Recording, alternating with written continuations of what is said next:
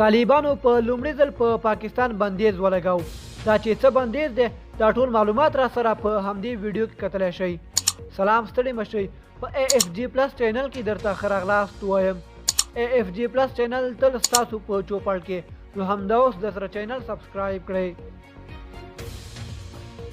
پاکستان په پرله پسې ډول د طالبانو ته په داخلي او کورنیو چارو کې مداخله کوي.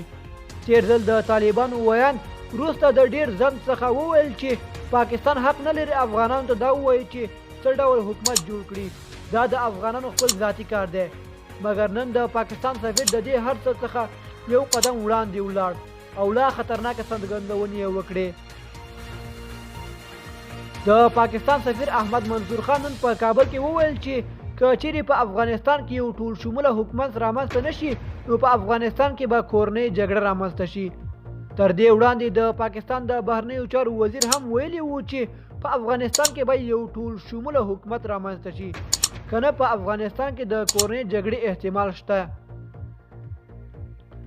د پاکستان سفیر په کابل کې دا هم ویلي وو چې که چیرې طالبان د خپلو ګاونډیانو او د سیمو له هیوادو سره ښې اړیکې ولري او په اقتصادي ناورین بریالي شي نو د احتمال شته چې په افغانستان کې یو پایداره سوله رامنځته شي. دوستانو، زموږ د نن ورځې خبر تر همدې ځایه و. د نورو تازه خبرونو لپاره زموږ یوټیوب چینل در سره سبسکرایب کړئ. والسلام.